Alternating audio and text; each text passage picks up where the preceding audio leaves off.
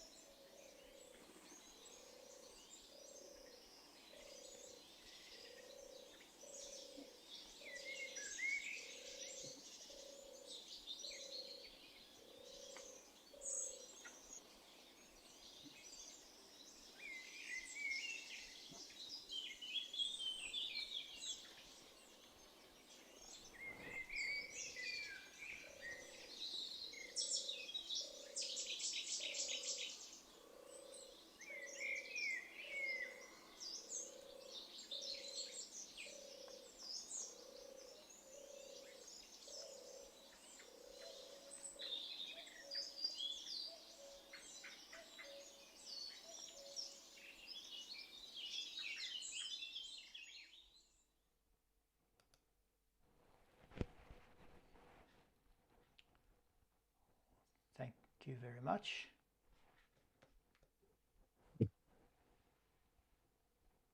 Where was that, Eloisa? This is in Cordovilla, in North Spain, and it's a mm, it's an open area in fact, but with small patches of forest. And in fact, it's a noisy area. I didn't know that it was a noisy area, but when I arrived there, I found a lot of noise. Maybe Dave Dave Williams, he can explain also about this noise. But yes, not Spain. And in June, this is in June. Okay.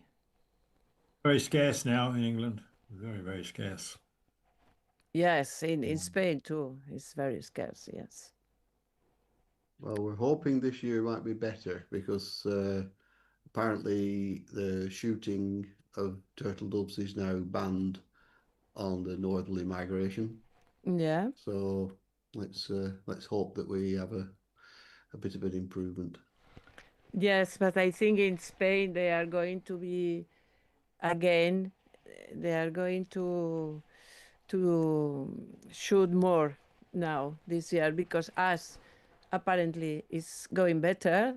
Then they want to to shoot more and more. It's crazy, yeah.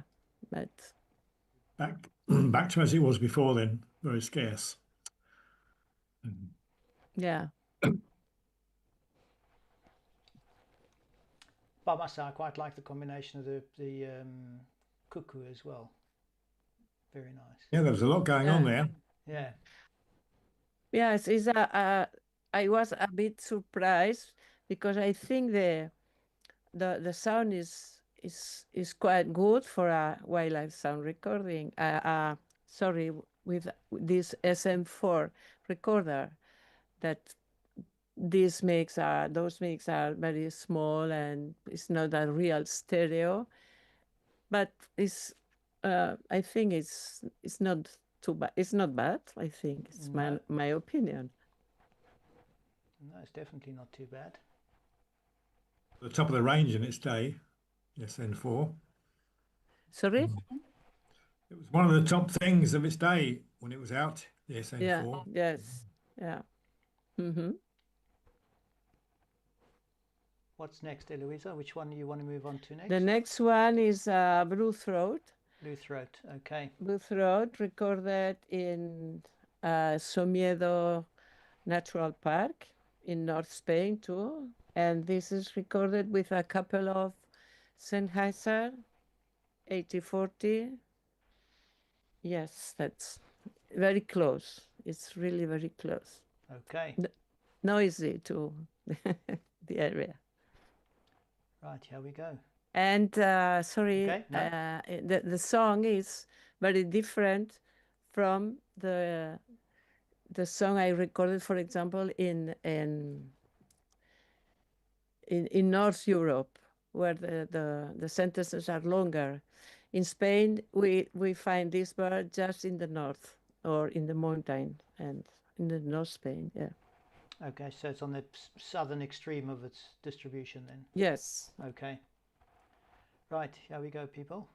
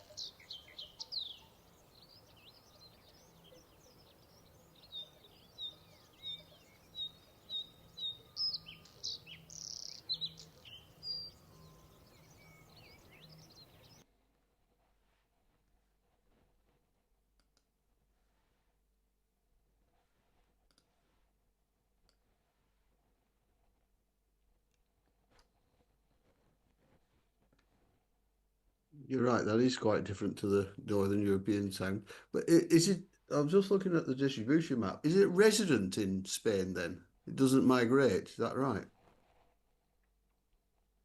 You muted, Eloisa. Mike, yeah. Okay. No, it's just in summer. It's winter. In winter we can find these species in many places, but as breeding bird just in the north. In some mountains in central Spain also. Yeah. Yeah. It's very different, the song, I think. Yes, it is. Yes.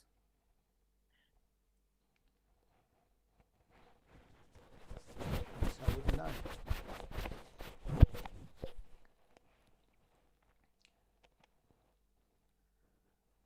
Okay, no further comments. Okay, Eloisa, next one up. And the next one is a test I wanted to do with my mix pre. I was recording with a mix pre tool, and usually I record with two mix, but in this case I wanted to put a third mic to try what's happened. And this is the result. Here we have with two mix in a Cinella, these two Sennheiser, the same 8040, and also I have shotgun, and I wanted to record a great tit with the shotgun and the ambience in the area with this Sennheiser, and this is the result. Okay. Let's take a listen.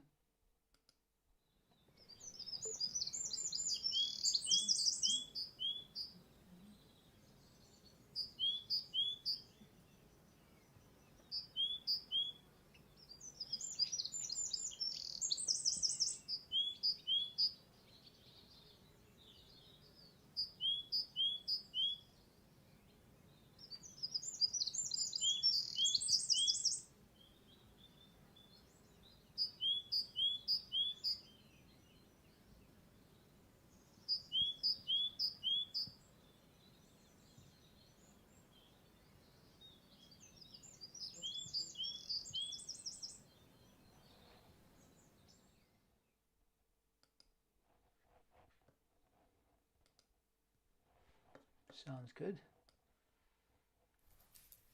I like the way you get the real focus on the great tit. It stands out. Nice and central. Yes, I didn't know if this third microphone will appear as a third. Sorry, I don't know how to explain this. That I would have 3 tracks, so the 2 stereo and a third track, but in fact, this third microphone is added to the stereo mix, isn't it? No? I think it depends how you set it up in the mix pre. Maybe, and it's not. As I did it, it's not. Oh, it's like this. Is a third microphone is added to the two others, but I don't know how to separate this third mic. Is it a mix pre 3 or a mix pre 6? No, 3. Okay. Mm-hmm. Because you could get a polywav file which should give you all 3 tracks separately. You could do that, and then you create. I use a mix pre 6, not a 3, but so maybe I'm a little wrong. But if you get a polywav, then you could use your DAW to mix the tracks together as you want them to be. So you're your first two tracks could be left and right, and your third track could be your central shotgun or whatever, and you could mix them with and to both sides. So pan it to the middle. So use your pan control on your door. So your first track's panned left, your second track's panned right, and the third track's panned to the middle. And then when you render it or to the master track, it will come out as a stereo with the central. Now that's the way I do it. I don't know if anybody else has got any other comments. Okay, I'll try. I haven't tried it, but I know it's been a while since I set up my mix, because I've got a Mix Pre 3, and you have, if I remember correctly, you have three options in terms of how you set the Mix Pre up. You can either set it up to only record the mix down stereo channel. You can set it up to record just the isolated, so track 1, 2, and 3, as Ian says, in a polywave. Or you can also record a polywave where you have the mix down stereo and your isolated tracks. Yeah, so you get five tracks in that case. That'll be a 5-track. Yeah. So that'll be again polywave. So yeah, I mean on the Mix Pre 6 I don't do a stereo because I do that afterwards. Yeah. But I record 4 tracks at a time for my parabolic, so I can play around afterwards and mess around with how I want them to be. The Mix Pre always gives you a 4-track record, or whatever number of tracks you're using. I always get a 4-track polywav. If you use something like a Zoom, they can actually give you tracks 1 and 2 and 3 and 4 as separate recordings. Okay. Now, if you had a single track going in there, I don't know how that would work, but that's, I would do it that way. I wouldn't mix it in the actual Mix Pre. I would do it as a polywav and then do the mixing, and you can then choose which, because that way, if you don't want the stereo, you can get rid of it and just have the central mic on its own. Just the shotgun, yeah. If you didn't, you can change it. You can change it up if you want, like that. Okay, thank you. I'll have a look and see if I can find some way of doing it, but I need a Mix Pre 3 to do that. Anyway. And okay. Can I jump in with a question? Certainly. It's Chris. These polywavs that you're talking about, for the technologically incompetent amongst us, does that just come straight out of the Mix Pre, or do you need some special software for it? No. Polywav just basically is a stereo track is a polywav. It's only got 2 tracks. Right. Basically, a polywav will take each track individually and record each track. But what you can also do in most recorders is mix down into a stereo track. So if you're listening on headphones, for example, you could listen to the output of all the signals. But you don't necessarily have to record that. But if you did, you end up with 3 tracks, which is left, right, and middle, and then the stereo pair. So that would be 5 tracks in the Mix Pre 3 with a mix down. Whereas the polywav, so you end up with a 5-track polywav. Then you have to sort of go in your DAW, in your digital workstation, and split them out as you want them. Right. Okay. Because I thought of doing exactly what Eloise has mentioned, is having a mono in the middle, maybe on a parabola targeted at something, and then a couple of left and rights for a stereo background. But I've never actually done it. Yeah, lots of people have done this in the past, and they put like clippies or something, or my mics on like the edge of the parabolic, so you end up with like a spaced omnis, effectively using the parabolic as the space. And then the central focal is the 3rd track, which is your mono, effectively. But if you want to make it sound right, you have to mix it. But as I say, if you do it in polywav, you can get all 3 tracks separately. mix more or less of the stereo as you want. And play with each one. Yes, Yeah. exactly. It's if you think of something like an MS setup, you know, a mid-side. I mean, a mid-side is a form of 3-track recording, because basically the figure of 8 you add and subtract from the middle to get your stereo. So that's how that sort of works, and there is a way people actually do by switching actually in a DAW to actually flip the tracks around to do it in the actual DAW as well. But yeah, think of a polywav as just, you know, a stereo track. Every recording we do is probably a polywav just with a different number of tracks. It can be 1, 2, 3, 8, 16, whatever, you know, whatever track numbers you've got. Great, thanks a lot. Right, Chris, don't mute yourself yet, because you're up next. What do you want us to listen to first? It's too small on my screen, I can't see, but I put numbers in front of them. I put 1, 2, and 3. I'd like them in that order if possible. I do apologise. I got You scrubbed that, right? I scrubbed okay. the numbers, yeah. So play the Pied Fly first. Okay, Pied Fly first. You want to carry on Okay, with your intro in the meantime while I faff around? Yeah. So this is I've got three things to play, and this is the pretty one. The other two are not pretty, but maybe a bit of fun. We're not very good in Switzerland for flycatchers. We've got pied flycatchers and the brown one. But they're really hard to find, and particularly pied flycatchers are in the northeast more than anywhere else. And so I've been chasing for a few years to try and get a decent recording of a pied flycatcher. Last year I came across a farmer who actually had 2 pairs in his farm in nest boxes.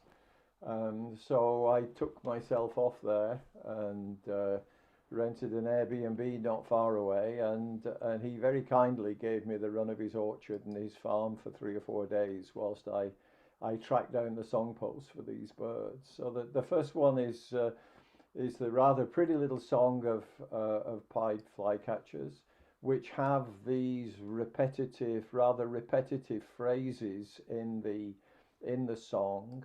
But they don't repeat in a regular pattern. I've not studied all the recordings that I got to work out the pattern, but you can hear these phrases cropping up.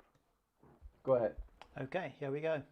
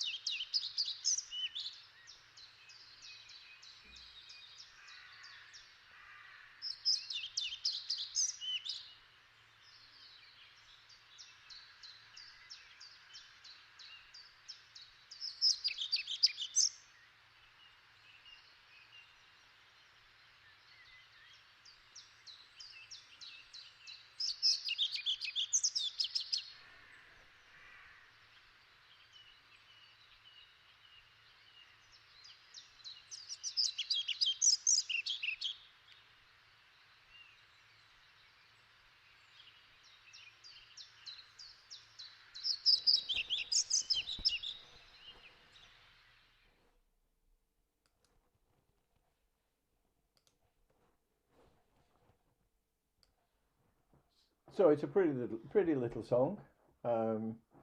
And for those familiar with pied flycatchers, probably not very impressive, but I enjoyed it. It's been a couple of years of no more than that, 5 years maybe, of me chasing to find out just where I could make a recording like that.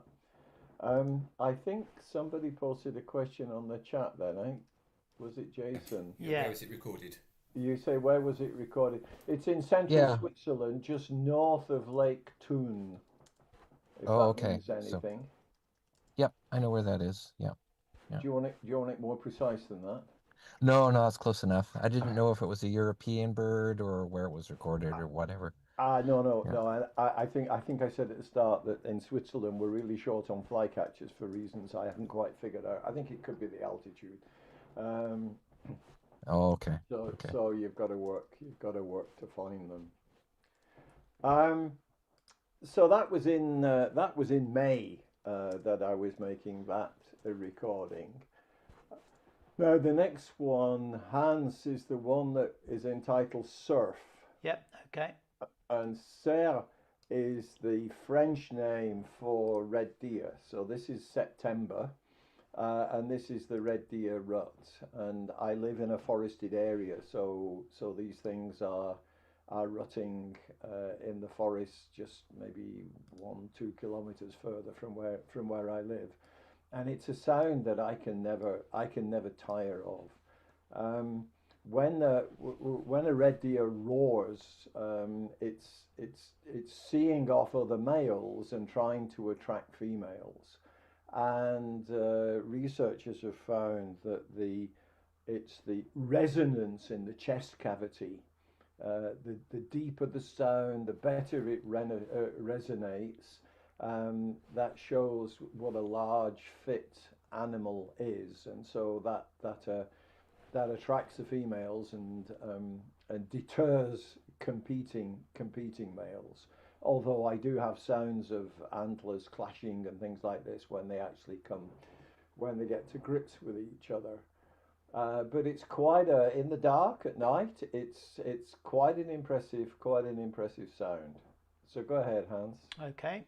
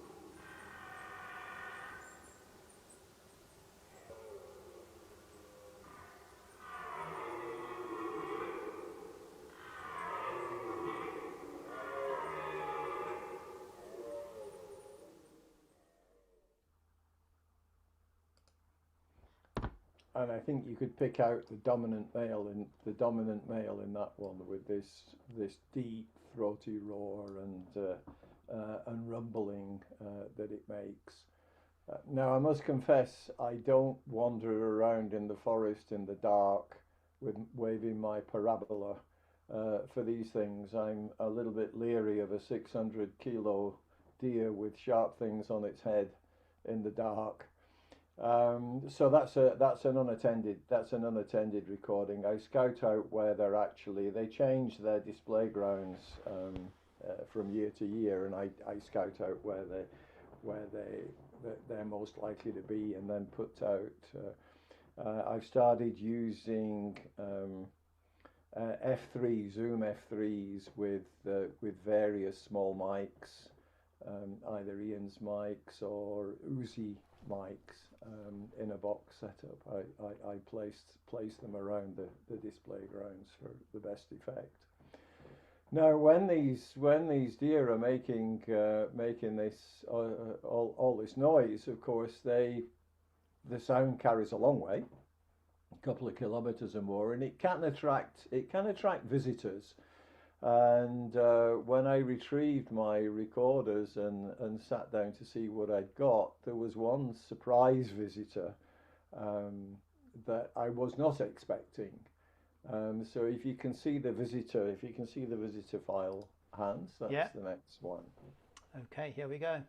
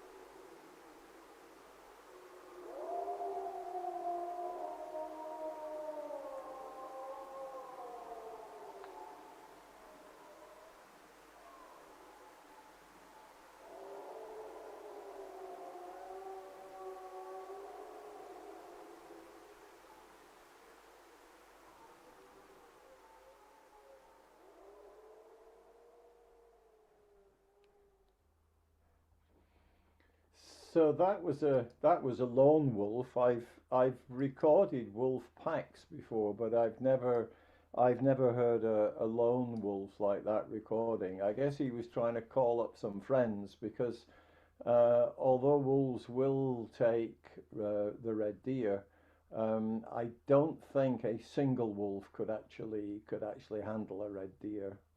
Certainly not one of the big stags. So I guess he was trying to summon up the troops from somewhere.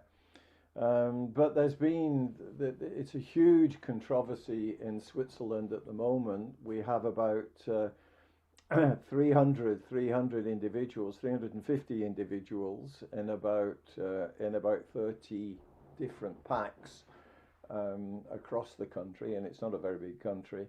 And you can imagine that there's a huge conflict between the city folks and the farmers as to whether this resurgence of wolves is a good thing or a bad thing.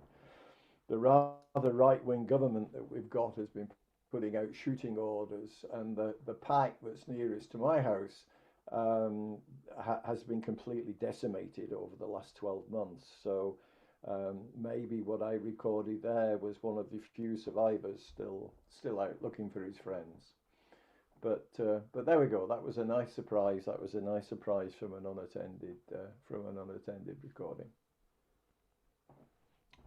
Thank you very much, Chris. I must say, it does sound somewhat. I mean, it doesn't sound like a typical wolf howling. So maybe he was, as you say, he doesn't like walking around in the dark in the forest, and caught himself too close to these stags and thought, well, best he do is make his best attempt at doing a stag impression and slink away. Yeah, I don't know about other folks. I didn't think it was a strange call. I mean, the wolves that I've recorded before have that same sort of very mournful rise and then fall again. But whether that's a Swiss accent or not, I don't know. I've never come across them elsewhere. So yeah, Sounded wonderful. It does indeed. Yes. So, which one would you be less inclined to meet in the forest in the dark, the wolf or the? Oh, I wouldn't be bothered by the wolf. I think the wolves are, and I mean you know, there's all these stories about are our children safe because wolves also scavenge, so occasionally they'll appear on the fringes of a town or a village, you know, Yeah. looking for the open bins, um, and they're just well shy of humans. I've recorded them, but I've never actually seen them. Okay. So to come across one, I'd love to come across one. I'd rather see a wolf in the dark than a big stag with antlers. Okay. Good. Right, Sophie, you're up next. Hi. Yes, I've sent in a couple of recordings from a tidal creek at Gibraltar Point Nature Reserve, which is in Lincolnshire, which is East UK, so it's on the east coast, North Sea. And I'm not quite sure what the sounds are. So in the first bit, there's a very low pitch sort of drumming from a fish, I think, and then some sort of higher pitch sound communications from possibly shrimp, but I'm not sure. And then after that, I put the hydrophone in a different position on a bend on the creek. So the tide's coming in, and it's a warm day in July, and in a different location, I saw some bubbles coming up out from the sand, the sediment, and it was quite a strange recording. It's very regular. It's a very regular production of bubbles, and then it stops very suddenly. So and I don't know what that is, but one of the guys at one of the education officer at the Gibraltar Point Nature Reserve thought it might be a crab because crabs sort of hang around in the sediment. But I don't know. But if anybody knows, then I'd be interested. Okay. Thank you very much. Let's see.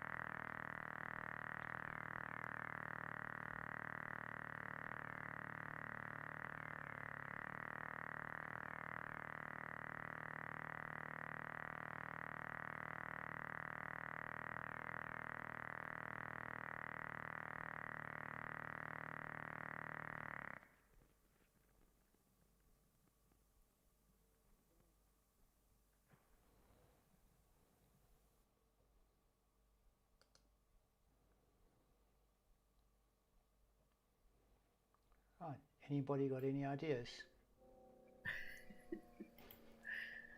They're pretty bizarre sounds. This is all I can say. Yeah, I was very intrigued about the fish. It's about 140 hertz, and yeah, there's not many, yes, examples of fish drumming sonograms, so there's not much to go on. But I did have a report from one of the visitors who was, I'm not sure if he was, I think he was just at Mablethorpe, so he's at one of the caravan parks, and he was at night, he was checking out the outfall at Mablethorpe, the drainage outfall, and he saw sea bass sort of sort of hanging about there, waiting for the smaller things to come in, and just feeding. So maybe it's sea bass. I don't know. I think with a lot of these hydrophonic recordings, is that you have to kind of go and look for a research specialist, or a scientist or somebody who's kind of really, really looking at these esoteric underwater recordings. Then you kind of get an answer usually that way, but you have to kind of do a bit of digging to find the right person sometimes. Yeah. Anyway, I'll just keep on recording and see if I get any more fish. Yeah, it's just such a bit. I mean the first thing that came to my mind is it sounds like something with a absolutely insatiable itch that is just constantly scratching away at. Yeah, well, thank you very much for that, Sophie. Yeah, well, I've read quite a bit about it. There's, they use all sorts of different parts of the body to communicate with. So I'm slowly building up, sort of what it could be. But anyway. Sophie, I think there's a website called fishsounds.org that you might like to try. Yeah, I know there's one, but maybe I'll try that one. And there's, I can't remember what it's called now. But they do use the swim bladder to make a lot of sounds. Right, Yes, I'll check that. That sounded quite percussive, that first one, in a sort of a pattern, didn't it? Yeah. And it was very consistent as well. Yeah. Yes, I've used them for. I was playing them back as a sort of a compilation with the underwater pond sounds for brackish and freshwater ponds, and also the flora, photosynthetic bubbles and stuff, and sort of put those together and played it back in a sculpture, sort of in the plantation there at Gibraltar Point. So it was in a woodland, but hopefully not interfering with the acoustic environment of the wood. Though I'm not quite sure what some of the birds made of it, but because it was very rhythmic, but obviously very different. So I was going to say completely foreign and out of context. Yeah, but it's a project I'm hoping to develop if I get funding to do it, to play back sounds. I mean, some of it will have to be indoors, I think, but for visitor experience, and hopefully for like school visits and stuff like that. So combine it in with the nature connectedness, which they're trying to bring into which I think they already do bring into the school curriculum as helping children's learning and concentration. So if you're going to start playing that in the woods, I think you're going to need therapy for the birds, never mind anything else. Some very strange. Yeah, well, I also need to develop a switch, like a motion sensor, so it only comes on when the visitors are going as well. That's something I need to look into. Yeah, but getting kids and playing that back and inspiring kids and stuff, that's top drawer stuff. That's good. That's what I like to hear. Anything to do with that's amazing. Yeah, well, I'll see if we could get the money. That part is not so amazing. not easy to get it, but really cool. Yeah. Someone asked Les, what was the name of that website again? Was it fishsounds.org? Yes, I think that was it. It's certainly fish sounds, but I can't remember the .org bit is correct or not. Yeah, there's something called an American one where there Yes, isn't there, and they are trying to build up a data file for I think fish. this might be American, yes. Yeah, it could be the same one, but anyway, maybe we should move on to the next. It's .net. Okay, thanks. .net, is it? Thanks, Andrew. Well, thank you very much for that, Sophie. Right, Ian, you're up next. Hi. You happy with collared flycatcher, or would you? You just said you wanted some nice sounds or sounds from last year, and Yeah. so I've sent some. I'm very fortunately I've never been to Poland before this year, or last year, and I went for a week, and I liked it so much I'm going again this year. So these are just recordings that I made over there. Some they're just nice recordings, I think. So whether other people think otherwise, the same or not, I don't know. But yeah, this is the collared fly is very comparable to the pied, with which we heard earlier.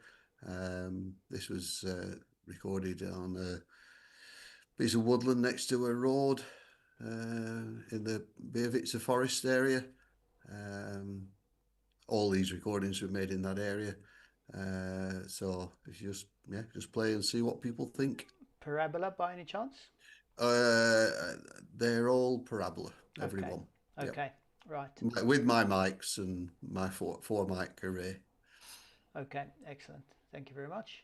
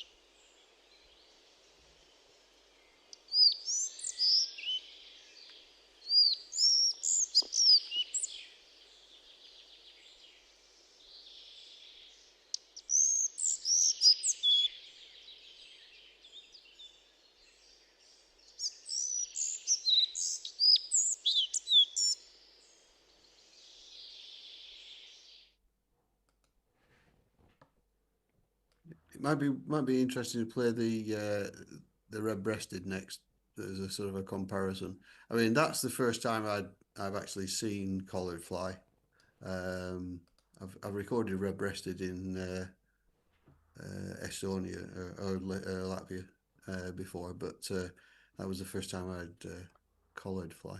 That was interesting, Ian. It's a much higher pitched, more squeaky sound to my ears than the pied fly. The pied fly is a lower, absolutely richer thing. Yeah, I've got hours and hours and hours of pied fly from the woods around here. I never get sick of hearing them. This was just because when you first see it, it's just a black and white pied fly catcher.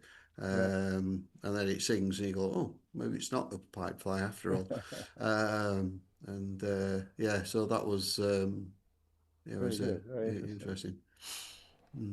So yeah, the red-breasted is the next one, which I think we can play that one and see you'll see a totally different sound from this one.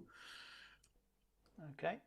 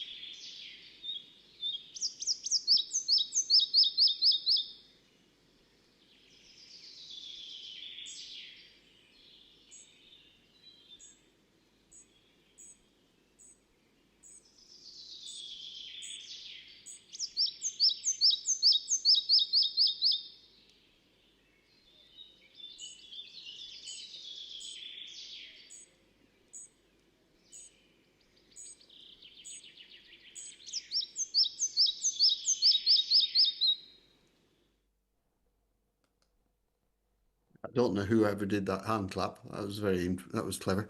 The intriguing thing for me from that one is that both the higher pitch seep seep and the lower pitch ones are the red-breasted fly. Obviously, the chaffinch in the annoying you, but it's sort of a bit like I don't know if anybody listens to like a chiff chaff or even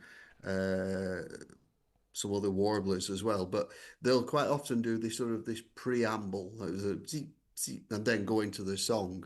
And the red-breasted seems to do the same sort of thing, but it does it in two totally different ranges. There's a sort of a mid higher pitch phrase, and then starts, and then it's got the lower one as well. And I've never really noticed it before, but it was fairly evident on this one. I don't know if anybody else has got any other experiences, things like that, but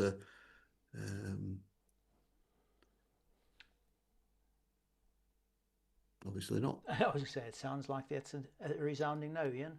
Yeah. Very nice, thank you very much. And bunting Well, or warbler? Well, you can go for the Oysterland. This was done slightly different area. I apologise for this is a tour of birders, and as with most things, when you have people around, they don't know when you're recording and when you're not recording. So you may hear a few dulcet tones from people as well. But it's the first and only time I've ever recorded or seen Ortal and bunting. So for me, in photography terms, it'd be called a record shot. But yeah, I like it. Yeah. Okay.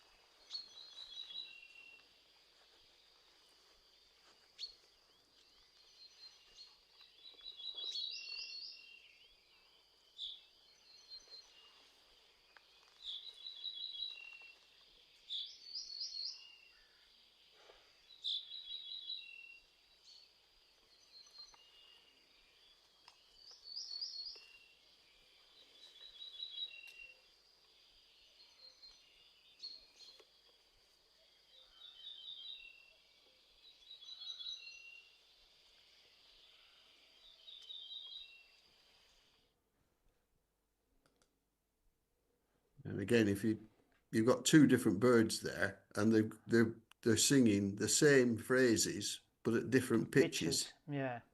Which is weird. But yeah, that's all that movement and things wasn't me. But yeah, it was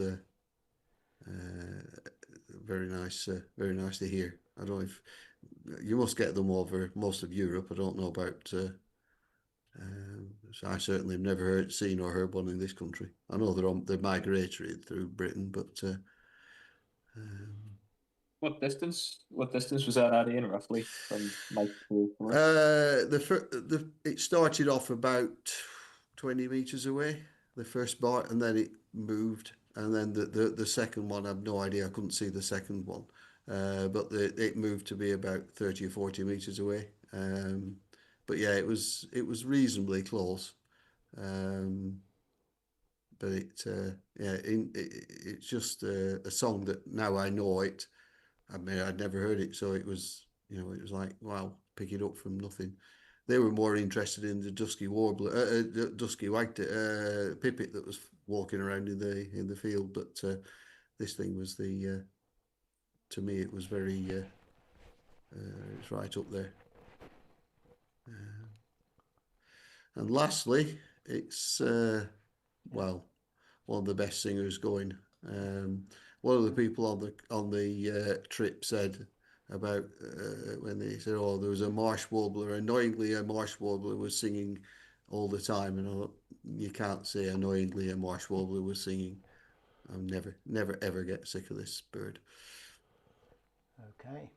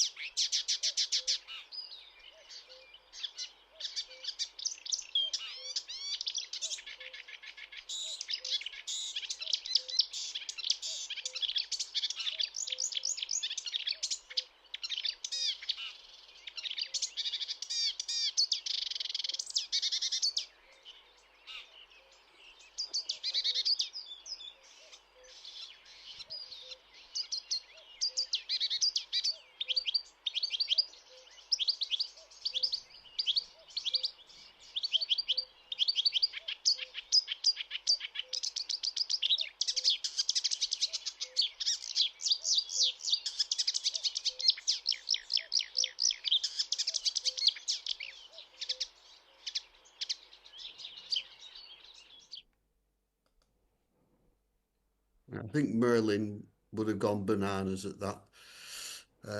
I don't know how many different things people pick up, but there's certainly things like swallows and house sparrows and tree sparrows, and there's all sorts of things in there. But there's one part of it was a perfect quail call. I think the only thing it wasn't mimicking the cuckoo. That was at least that's what we said. But yeah, so that was just a nice song. You're right, Ian. It's a crazy bird, and it's just fantastic the way it can sing. There's been studies where people have found that actually it's picking up. They also pick up sounds of African species. Well, they pick things up on their migration, don't they? Yeah. They reckon that they can track the migration of a bird by the songs it's nicked on the way. So yeah, it's brilliant, absolutely brilliant. I mean, we get when they come to this country, the quail is a common song and obviously they're not that common in this country. But yeah, they'll so obviously they're picking those up on migration. But yeah, anyway, that's my few for tonight. Well done. Thank you very much, Ian. Yeah, that marsh, that warbler one. There's certain parts where it sounds very digital as well. It doesn't even sound like a bird. Chris, first up, blackbird and train. Yes, so I live in Southampton, a city on the south coast of the UK.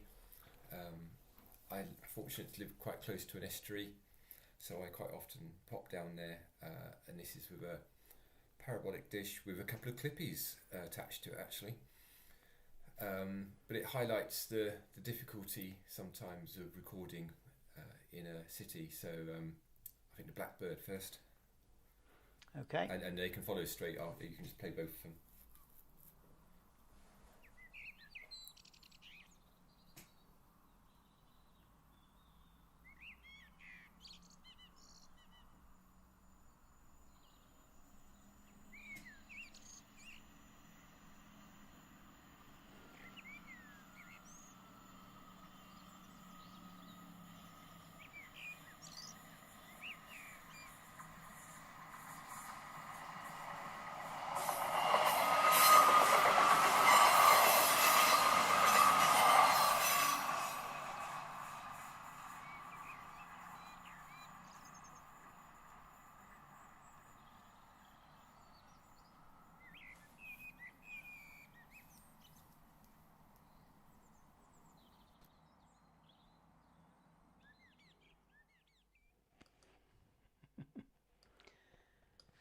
We used to have somebody who helped us an awful lot at the AGMs and things, Mike Skeet, who would be very happy with that because one of the things he recorded a lot of was trains. So, well, in the same place, very close by, I recorded this one as well.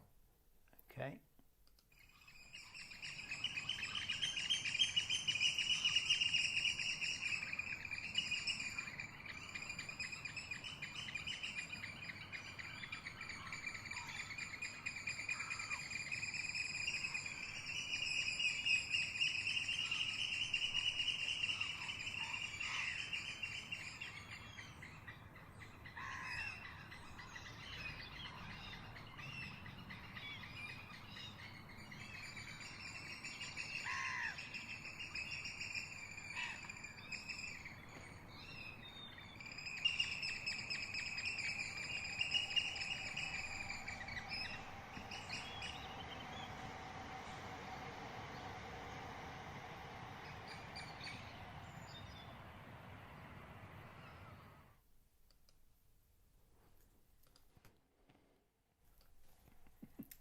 But yes, it's a lovely place to go to in the mornings. There's quite a lot of activity down there, and I like the black-headed gulls, which sound quite a lot of the day, as do the oyster catchers actually.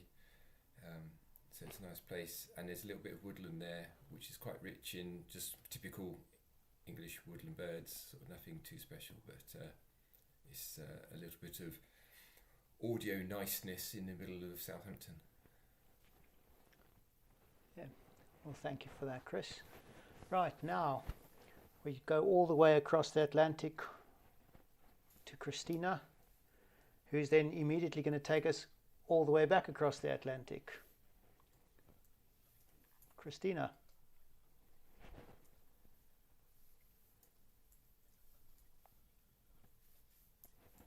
In the chat, she's had to leave. Oh, okay. Thank you very much. If you read the chat. Okay. No problem. Yep. Right. So Christina says she's a new member as of last year and lives in the Northern California in the United States, and attended Watson's workshop in the Pyrenees last autumn. Though she's been recording for about 10 years. She says this is a recording from last month in north central Kenya, overnight in the Matthews Range after the first day of rain at the very end of the short dry season. It's in a valley over a river with insects, frogs and hyena calling. made with a Soundfield ST450. Not edited in any way other than simply decoding to stereo. So here we go. Enjoy.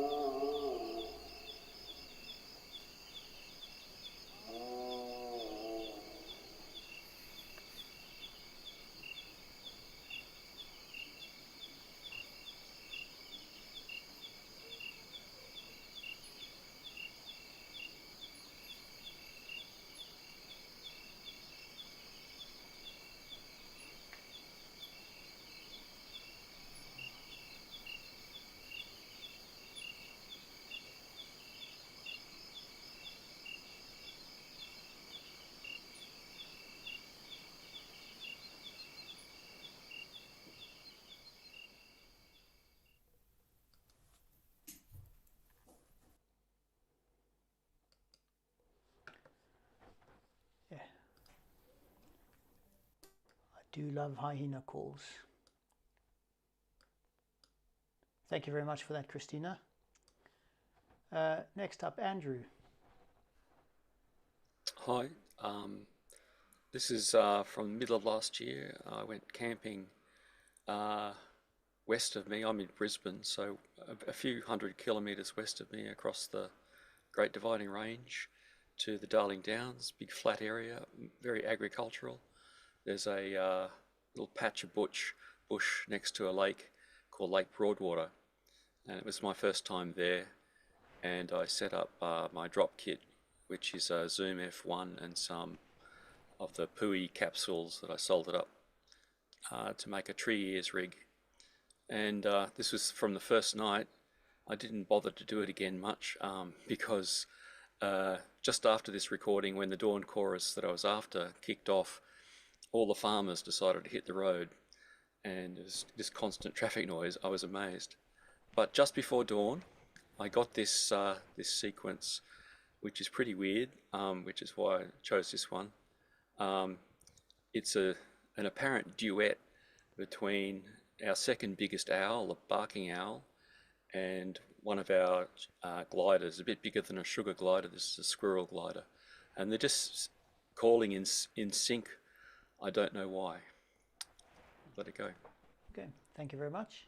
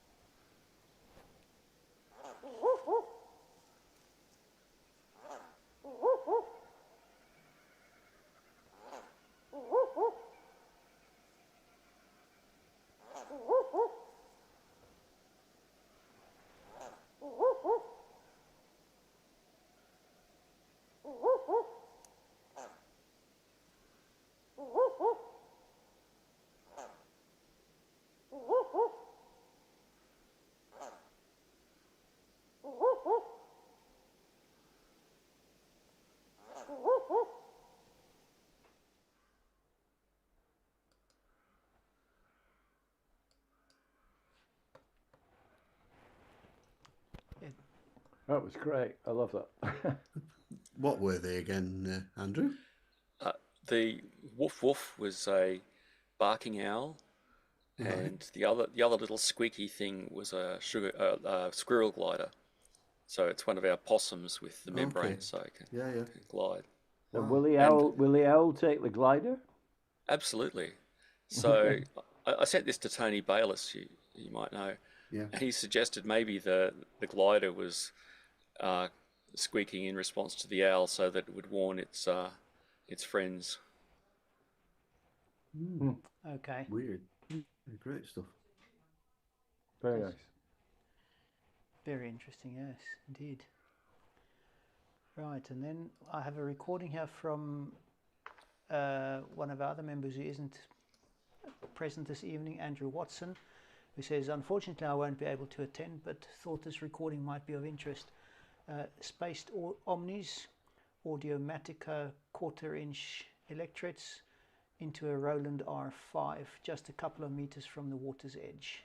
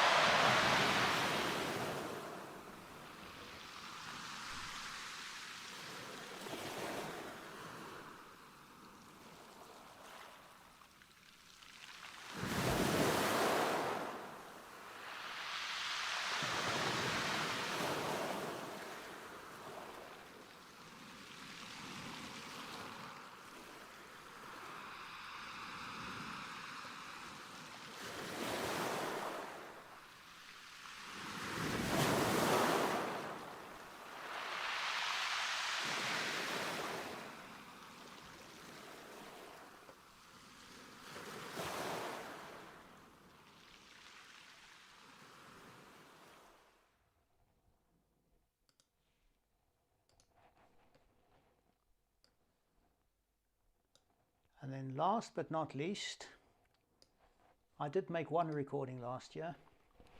Although I didn't travel very far, I just stuck some hydrophones in the garden pond.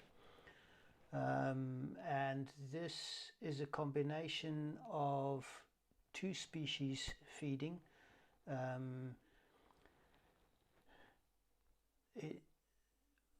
The much sort of higher frequency in terms of the actual pulses, if you will, are common frog tadpoles, and then the lower pitched is the common pond snail, which I thought was quite nice to have the two together. So I present you with my only recording from last year.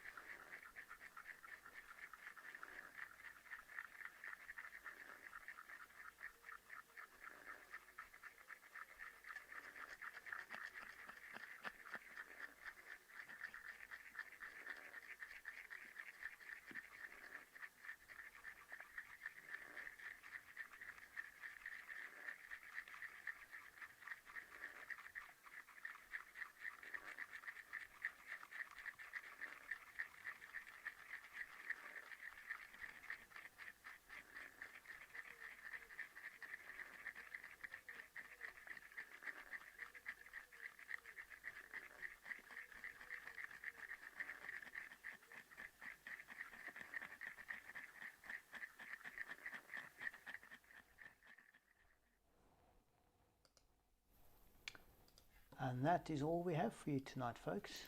I've got a question, Hans, for you. Yes. Is there a time of day for sort of peak activity in a pond? Is sort of equivalent of a dawn chorus? Like, is it the morning when it's warm, in the evening?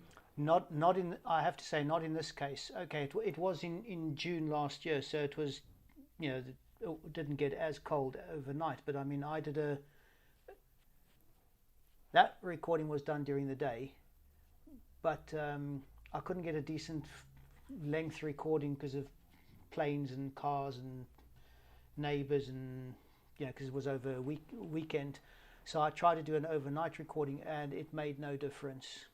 They carry on like that all, literally 24/7. Yeah.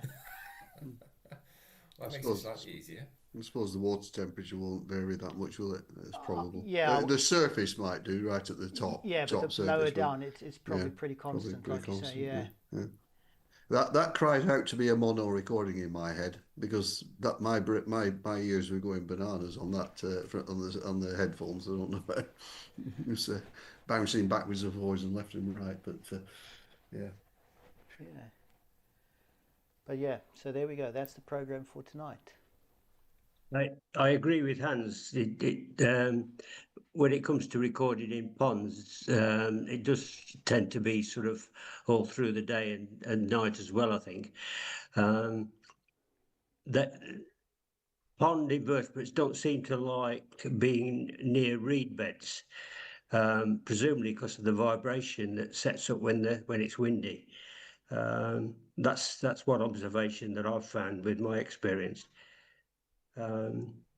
But certainly near weed, general weed in a pond is usually a good place. The other thing that I mean, this is just sort of guess speculation here, but I would imagine the other thing is that being that they're in the water, it doesn't really make much of a difference. They're not governed by light or anything like that, so they can feed whenever they want to, really. So which is probably why they feed all day and all night long.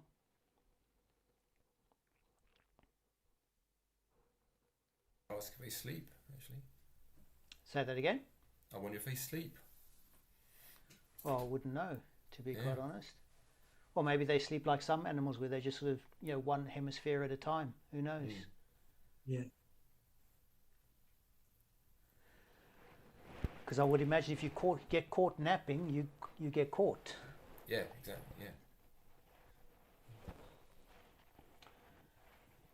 These are all interesting questions, I suppose. Someone asked a while back in the chat about when you got 3 mics, how you like to get any phasing problems. I recorded with 3 mics and never had a phasing problem, but then it's all going onto the one recorder. So it's all sort of perfectly in sync. So yeah, that's just my experience. I've never had phasing problems. Yeah, so I responded to that in the chat. I think I've done quite a bit of that. So I would do like, well, in the past, I did quite a bit of Bumblebee recording. So I would have, a couple of Omnis, just AB stereo, and then I'd use like a mini Omni just to track the bees. And sometimes it depends on the environment. In a lot of cases, depends how far apart the mics are spaced as well. There are certain thresholds, like if they're quite close together, you can kind of get away with a bit of phase, like your brain doesn't really notice it. If they're slightly farther apart, then you start to notice it. For example, if a pigeon takes off, you've got that classic sort of wood pigeon wing clap together, or wing flap. That's quite prominent because you can hear the slight delay then, and it becomes a bit of a problem. But then beyond a certain threshold, if you're even farther away, you can kind of get away with it again. So I think it depends on the source, and it depends on the spacing. It's not strictly, you shouldn't really have that kind of setup. If you want to like be strictly in phase, you need a coincident setup, but you can get away with it, I think, So if it's good enough for jazz kind of situation, you can kind of get away with it. Isn't that the sort of the difference between spaced omnis and, like, say, coincident XYs and things like that? Because one is timing as well as phase. So if you've got a spaced omni, you get the sense of direction because of the time difference and the phase, possibly the phase difference. But if you have, so these are, I mean, this is quite often the comment that you get by you put more microphones into a parabola and things, and because you can get very odd artifacts when you get a baffle in the middle of a parabola, because a bird, I've definitely had it whereby a bird will fly over and the bird will jump from one side of the parabola to the stereo image to the other and then back again as it goes across, because the reflections within the parabola cause the different mics to get the signal. Now that isn't phasing, but that's just pure timing. But you can get some odd things. Mike Skeet tried to demonstrate a phasing issue at one of our meetings, and I certainly can't hear it. I don't know if anybody else can actually detect. I don't know how you detect the phase difference between two signals. I really don't, because I don't know what frequency we can, you're looking at as a cutoff. I've actually sent Hans a picture of a 3-channel polywav. I don't know if any with stereo. I don't know if you've got email. That. Yeah. Okay. Yep. I don't know if it's worth if that's interesting.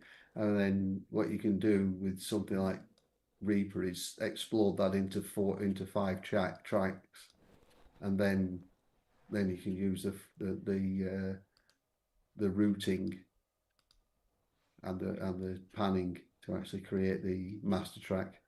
So that's the 5 tracks that you get. The first 2 are your left and right. The third one is your center, and then the last 2 are the mix down within the recorder. So if you put that into Reaper and just do an explode, so you could say if you go in and say item processing and explode multi-channel audio, you end up with 5 separate mono tracks. You can then mix them as you want after that.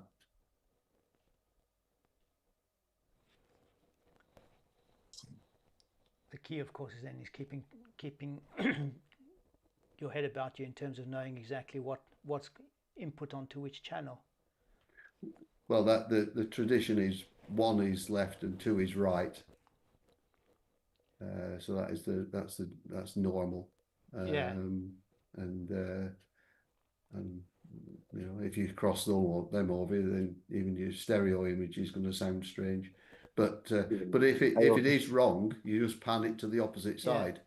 Yeah, I always slate that. So I'm such a wally sometimes in the field. Like I'll be walking around to go, oh yeah, okay, so I'll record in stereo, and then I'll put the splitter in and be like, yeah, I got the wrong end of the splitter into channel 1 and 2. And then so I always end up just saying, yeah, this is right, this is left, as I'm looking at it, of course, because when you listen back, obviously if you want to be super kind of on the point about it, you want to be accurate. Okay, this is where I'm facing in terms of left and right. But of course, when you listen back, it doesn't. If it's the stereo channel, especially if it's just an omni space pair of omnis, doesn't really make any difference, because you wouldn't know otherwise if you didn't want to know yourself. If that makes sense. Yes, it's right. It's the same. It's like in my quad recordings, I use 2 front and 2 back, and it's like which is left and right. It depends on which way you're facing. Quad's good though. Like spaced. If you have a spaced quad arrangement, especially, you can just if you had it in stereo, let's say you left out like a drop break or something, and you'd be stuck with like a pretty poor stereo image because you didn't have the mic's position the way you wanted. But if you got a quad, then you can kind of rotate it in your DAW, or you can kind of choose the channels that you want, and you can have your kind of perfect quote unquote stereo image then. But then you've got 4 channels to deal with and power and sort of. This is how Ambisonics is working as well, isn't it? Because they basically take the 4 tracks and then process them to create whatever you want. Really, you can get your binaural or your stereo or your quad or whatever. But they're basically using 4 tracks. But again, you've got to make sure that that the microphone orientation and the inputs to your recorder match what they expect the route to be. Otherwise, your decoder or your encoder that in your DAW won't be able to create the image that you're after. Yeah, although it's only first order with the 4 channels, it'd be first order ambisonic, then obviously I think what is it, 9 for second and 16 for third, maybe. I don't understand the 9 one myself, but anyway, I thought it'd go 4, 8, 16, but never mind. I don't know. I just use 4, so yeah. Yeah, I don't know. The technical stuff's great, but honestly, like I'm genuinely much more interested in the species and just what they're getting up to. I'd happily record them with 1 mic. Yeah. Then it's just that's the real stuff for me. I just really, that's the good thing about this craft. You get 1 great mono recording, it's just as good. Actually, I remember when I was doing the PhD in Birmingham, there's a lot of multi-channel stuff going on there, and somebody actually played a very famous. The space wasn't very good; it was very reflective space, and somebody actually played a very famous piece of music. I think it's like a John Chowning piece, maybe Stria or something, or one of those. So it was a 4-channel work, and somebody played it in mono just deliberately in the hall, and nobody knew the difference because the listening space wasn't any good. Wasn't conducive to multi-channel listening. So I just think it's interesting that a lot of multi-channel stuff depends on people's perception of it, and it depends on. I mean, ultimately, you're only trying to recreate the actual experience, that you would experience, firsthand, through your oral mechanism. We've had this, haven't we, Hans? I was just going to say, yes, I remember one of our members in the past deciding that we had a comparison between various stereo rigs, and just for the hell of it, there was a mono rig track in there as well. And I did AB, XY, ORTF, and then I just threw in a mono on its own. Yeah. Carry on. I was just saying, and the man who was all in for all into ambisonics, he thought the surround best, sound. Yeah, he voted for the best stereo recording, as far as he was concerned. Much to his disgust, ended up being the mono recording. Listen to on headphones. Yeah. And Axel has never lived that one down, I'll tell you that much. Yeah, but that's what I mean, honest to goodness. Like, it's so much of it's perceptual and just what you think it is. It's quite interesting, that. But I don't know. Good mono recording, I think, Simon Elliott approach is, that's great too. But everybody has their own preferences, I suppose. Well, I don't know when it was on one of the sound magazines. Go back to a Icterine warbler recorded by, what's he called? Anyway, a few years ago. But it was recorded back in the 60s on a mono tape machine using a dynamic mic.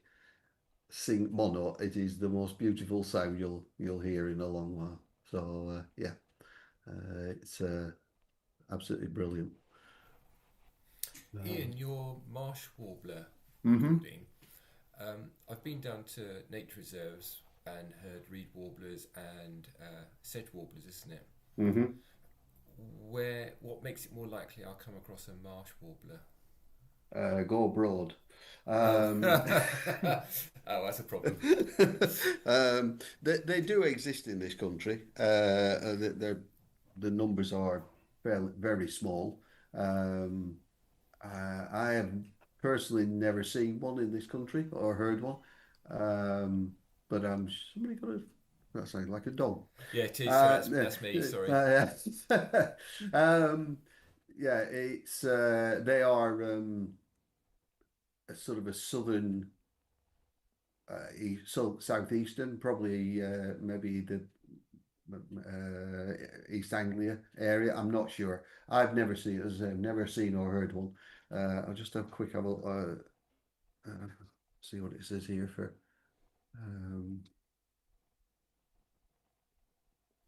Well, I'm on the south coast, so Yeah, I'm I know, not in totally the wrong area, but no, okay, no. so it's just unlikely. It's, you know, as you say, abroad is a better bet. Well, yeah, they're. I'm just trying to find what we might have in this country. Whereabouts Probably you with might find. climate change and stuff, it'll probably alter the patterns anyway in the future. That's very true. That's very true. Yeah.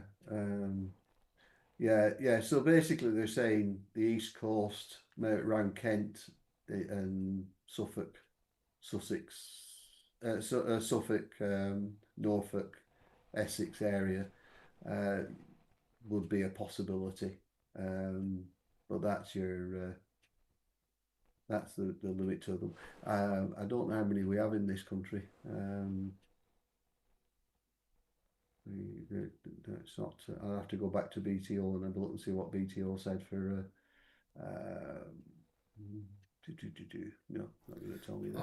I'll have a Google as well and see if anything's going on in my area. Yeah.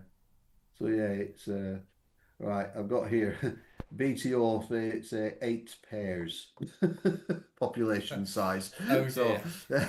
yeah. So yeah, we're looking at pretty low numbers in this country. That's a lot. But if you go to anywhere in Europe, it's one of these things. It's a bit like the blue throats. Again, if you go to France or Germany or these areas, you're going to get blue nightingales. If you go to Europe, lots of places, nightingales everywhere. Whereas we're on the edge of the range here, so it's we're not looking. But like you say, a bit of global warming might change all that. Sure, it will.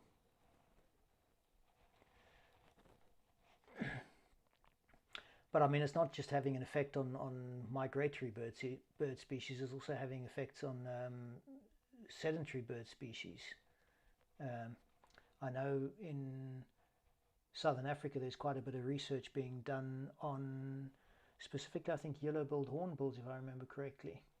Because apparently they don't adapt very well to the increasing temperatures. And it seems to be a bit of they're not doing very well, and they don't quite understand why. That's the same with us, isn't it? We've got certain, you go to snow buntings and things in ptarmigan, they can only go up to the top of a mountain, and once they got to the top, they can't get any higher. So we're just going to lose them. They're going to go, but again, you look at how many different herons we have in this country now compared to what we had 30 years ago. Yeah. I mean, butterflies, I don't know. We don't record butterflies, I know, but the number of butterfly species is increasing. Some are getting more difficult to get at, but the number of butterflies are. So there's going to be ups and there's going to be positives and negatives. So that's the truth. Yeah, I think the problem is some birds are going to be more adaptable than other. Like you say, you can only move so far up the mountain, then you're kind of like stuck. Yep. It was great to hear such variety of sounds, and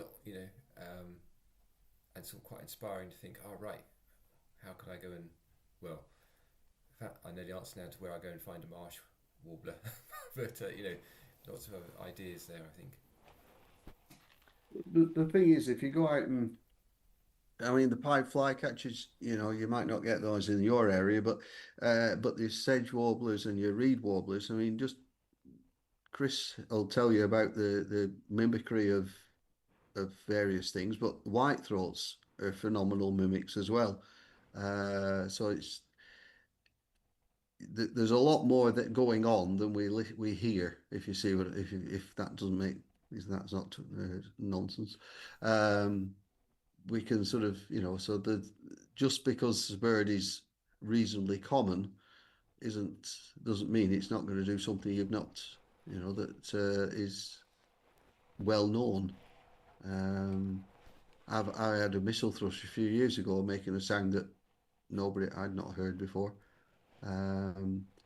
Jays, lots of corvids mimic lots of things, song thrushes, lots of things. So if you're into song, there's lots of things we have that will throw you a slide ball occasionally. So it's worth listening to all of them. It is indeed. See, sorry, I'm just trying to see whether Andrew Rock is still on here. Yes, Andrew. Just as a matter of interest, Andrew, I mean, speaking about mimicry, I'm just curious, the magpies down your neck of the woods, or Australia as a whole, are known to be quite good mimics of people. They talk quite well, from what I understand. Yeah, I've seen that. Yeah. Do they mimic other birds though? I think I only when I hear a magpie and identify it as a magpie, it's not. It's a magpie, yeah. Mimicking, but I don't think so. I did hear a magpie talking to me on a street once, and it was near a bird sanctuary sort of place where it probably spent a lot of time around people.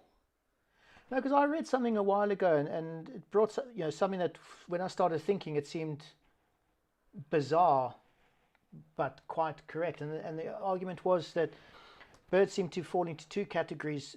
Well, as far as the mimics are concerned, there are sort of things like marsh warblers and stuff like that mimic other birds, and then you get the other birds that are like parrots and crows and the magpies that will mimic human speech, but almost as a general rule have never been recorded to mimic other birds. One bird around here does mimic other birds. A spangled drongo will call like a sacred kingfisher. Okay. And so you're never quite sure you've got a kingfisher. But does it also mimic speech? I don't think I've ever heard of a spangled drongo spending that much time around people. So that was the argument that this guy was saying, that they seem to, if the ones that mimic speech don't mimic birds, and the ones that mimic birds don't mimic speech, which I found was quite interesting, considering, that there are such, things like crows and parrots are such sort of, also incredible mimics, and yet they don't mimic birds. Well, crows do. Jays do, definitely. Yeah, they Jays do. Definitely mimic birds. But the Australian magpie is not a corvid, is it? No, you're right. No, it's not. No. Yeah. Anyway, it's just an interesting thing because I never really thought about it like that. The lyrebird, of course, is the most famous mimic we have here. Yeah. But apparently they learn their other bird calls, but from other lyrebirds. So the sounds that you're hearing are passed down from lyrebird to lyrebird rather than directly from the other birds around them. So how did the first lyrebird... That's the first one. Yeah, well... I've got something new, right. Yeah. As you say, jazz. Yeah. Sounds very intriguing, to say the least. The magpies I've actually seen mimicking sirens and things like that. They're very good at mimicking police sirens. Mm. Yeah. Well, we have we get starlings that do that. Starlings that will mimic the old telephones and police sirens and But you're right, and that might actually be one of the exceptions then, because the Indian myna is in the starling family, and I know they mimic other birds, but I know they also copy speech. Yeah. So that's one that actually does both. Yeah. Yeah, very intriguing. Aye, very good. Thank you, Hans. Right. Good evening. My pleasure. Thank you. Yeah, thank you very much indeed. Good to meet everybody and listen again. Yeah, and well, it's just I know it's not for you down in the southern hemisphere, but also us up in the northern hemisphere. It's all starting to kick off now, which is great. Well, for me, it is time to kick off because it's summer. It's either too hot or too wet. Yeah. So I've just booked my first camping trip for the year, and on cue a cyclone's hitting us. Yeah.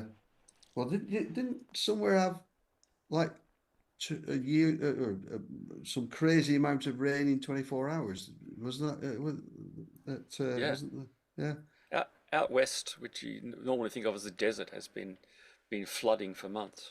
Yeah, crazy. And the same in America, hasn't it? I mean, Death Valley's had it's now blooming because they've had rains.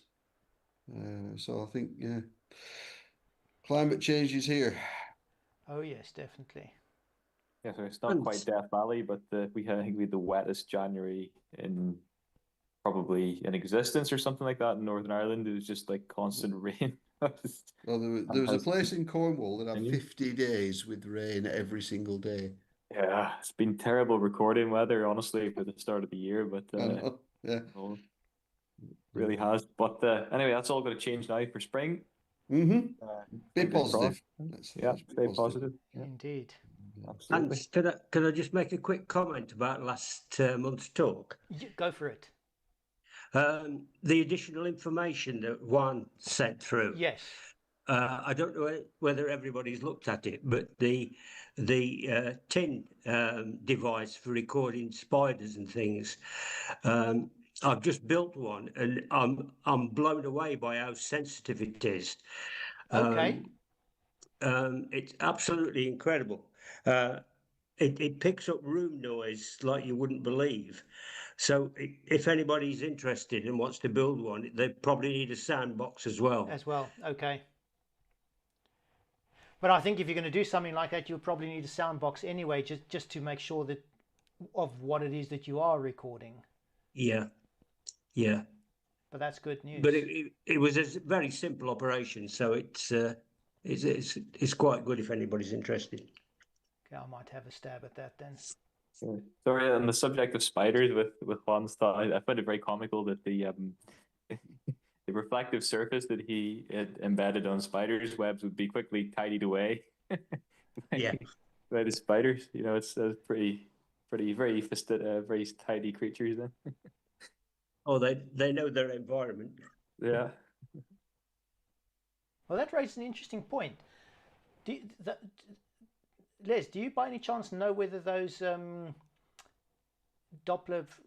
laser Doppler vibrometers things, whether those laser beams are actually hot or anything? Because the reason why I'm asking is in South Africa or Southern Africa rather, we get something that's called a dewdrop spider, and they're quite small little spiders, but their whole abdomen. If you've ever seen one of these sort of things, these artwork sort of thing, where they break up a mirror and use that to create like a mosaic, that's what the body of this spider looks like. Okay. And it's all these little facets of quite reflective. I was going to say material, but reflective structures, I suppose. So it reflects quite a lot of light. So it looks like a dewdrop reflecting sunlight. Yeah. And I'm just wondering if you could focus the beam on the actual spider, whether that would, A, whether it would work, and B, whether it would actually do the spider any harm. Suppose if it's a species that remains still for a lot of the time, I suppose I don't know. As far as I know, they're not hot. Okay.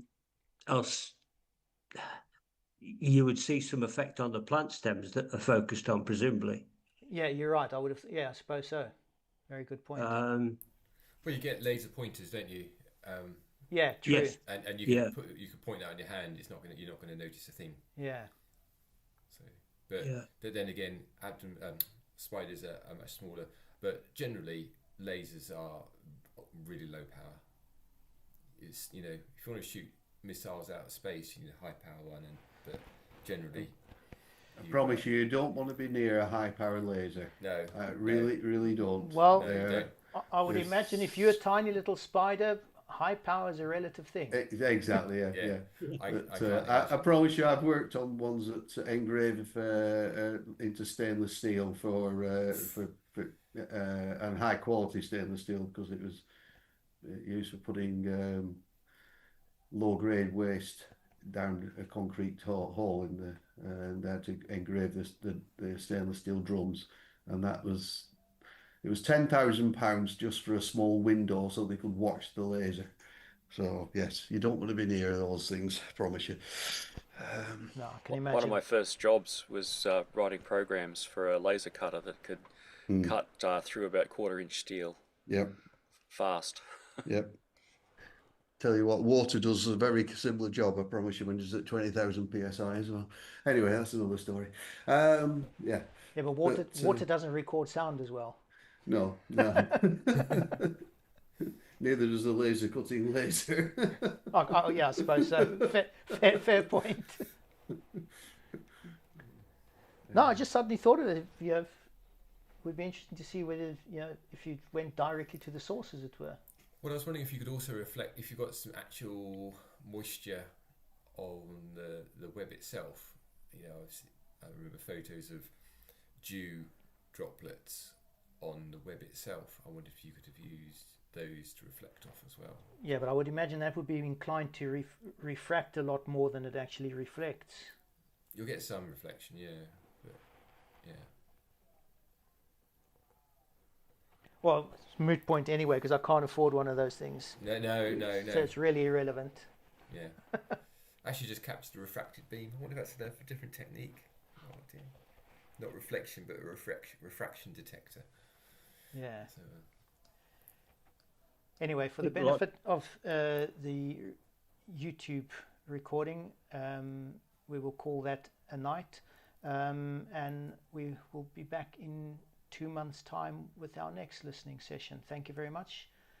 Good morning, good evening, and